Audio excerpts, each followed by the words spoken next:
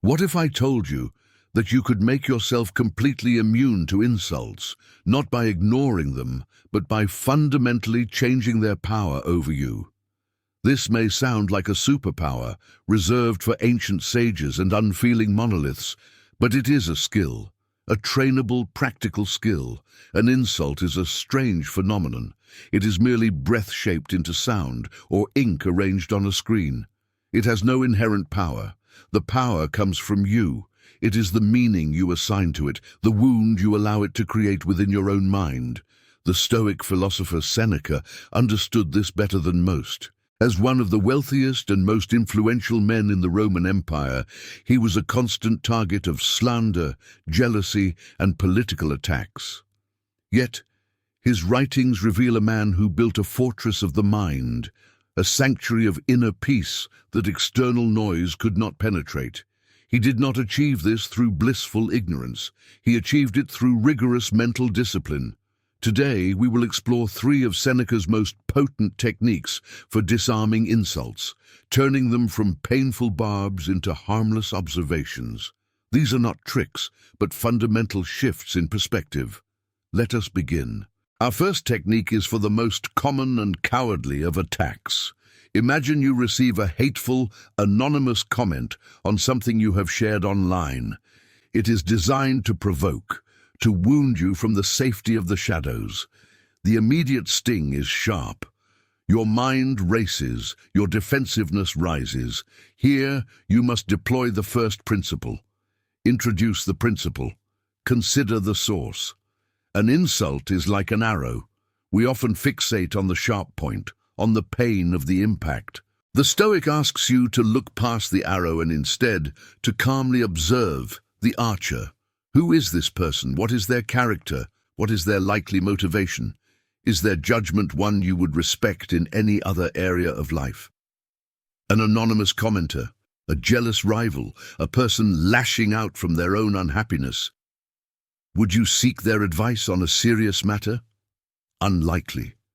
Why, then, would you grant their insults the power to disturb your peace?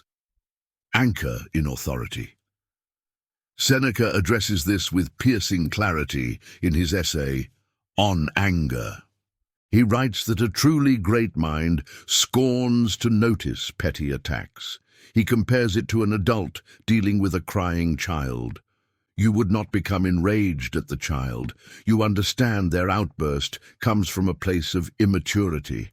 Seneca advises us to see many of our insulters in the same light. He writes, "It is the act of a great mind to despise injuries. To despise an injury is not to hate it, but to assign it no value." He asks, why would you feel dishonored by the words of someone who is, themselves, without honor? Reinforce the takeaway. The action here is a mental filter. Before you internalize any criticism, you must first evaluate the credibility of its source. Ask yourself, is this person's opinion worthy of my emotional investment? More often than not, you will find that the archer is not someone whose aim you should ever take seriously. Their arrow falls harmlessly at your feet because you have chosen not to be a target. Let us now turn to a more public and delicate situation. Imagine you are in a meeting and a colleague makes a passive-aggressive comment about your work. It is a subtle jab, cloaked in professional language, but intended to undermine you in front of others. To get angry is to lose your composure. To stay silent may feel like defeat. This is where the second technique becomes a powerful tool. Introduce the principle, the power of self-deprecating humor. Instead of defending yourself or retaliating, you can choose to disarm the insult by agreeing with it, often to an absurd degree. If a colleague sarcastically says, "Well, that's certainly one way to approach the problem," instead of becoming defensive, you might reply with a calm smile, "Yes, I specialize in the most uniquely complicated ways." It keeps things interesting. This response does 2 things. It shows everyone that the barb did not affect you, and it seizes control of the frame, robbing the insulter of their intended effect. They wanted to see you flustered, but instead you are leading the joke. Anchor in authority. Seneca was a great admirer of Cato, a Stoic statesman famous for his unshakable integrity. There are many stories of Cato meeting insults not with anger, but with a surprising response. Seneca learned from this. He understood that a jest is often the most dignified reply to a foolish attack.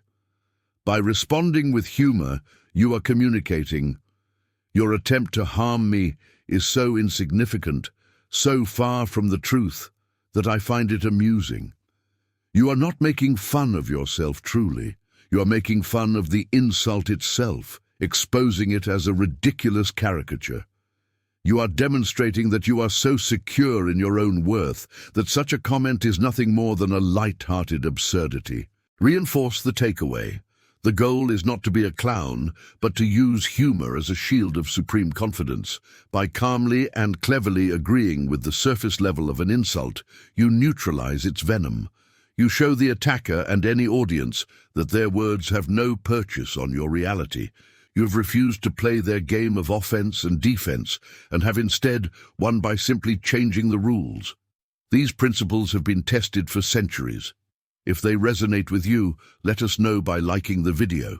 It signals to us that this path of inner strength is one worth continuing to explore together. Finally, we arrive at the most powerful and perhaps most difficult technique. This is for the most personal of attacks.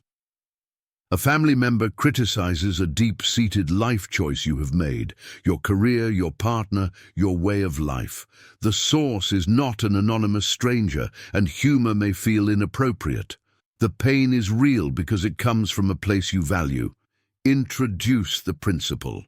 The ultimate weapon is indifference. This is not the cold shoulder. It is not suppression. It is a profound philosophical indifference born from unshakable self-knowledge. It is the understanding that another person's opinion is just that, an opinion. It is a product of their experiences, their fears, their values. It has everything to do with them, and nothing to do with the truth of who you are, provided you have made your choices with reason and virtue. True indifference is a state of calm that arises when you have more faith in your own judgment than you have fear of another's. Anchor in authority. This is the very heart of Stoic practice. Seneca wrote extensively on the idea that an injury or insult only truly exists if you consent to it. He states in On Anger, "If you are pained by any external thing, it is not this thing that disturbs you, but your own judgment about it. And it is in your power to wipe out this judgment now." He tells the story of another philosopher who, when kicked by a rude man, did not even acknowledge it. When his friends were outraged on his behalf, he simply asked, "If a donkey had kicked me, would you have me sue it?" He reduced the insult to a non-event, an animal reflex without meaning. The insult was never received because he refused to sign for the delivery. Reinforce the takeaway. This requires practice. It requires you to build a strong sense of your own values and a trust in your own reasoned decisions. When the insult arrives, you observe it. You see it. But you do not receive it. You do not grant it entry into your inner citadel. Your peace is your own responsibility, and you do not hand the keys over to anyone, no matter their relation to you. You simply let their words pass by, like clouds in the sky, acknowledging they are there, but knowing they cannot touch you. So we have 3 layers of mental armor bequeathed to us by Seneca. First, consider the source, and refuse to value the opinion of those you do not respect. Second, use self-deprecating humor to disarm public jabs and demonstrate unshakable confidence. And third, cultivate true indifference, the ultimate shield, by understanding that your inner peace is dependent only on your own judgment, not the opinions of others. Building this immunity is not an overnight process. It is a daily practice of observation, reason, and self-possession. It is the gradual forging of an unshakable character. You do not become unfeeling. You become the calm, steady center of your own world, unmoved by the fleeting storms of external opinion. Which of these techniques will you try first? Let me know in the comments. Your journey in applying these principles is a testament to their power. If you seek to continue forging this mental armor, subscribe to this channel and turn on notifications. We will continue this exploration into the timeless wisdom of the Stoics. On your screen now are other videos designed to help you build a life of resilience and purpose. Watch them, practice them, and become the architect of your own tranquility.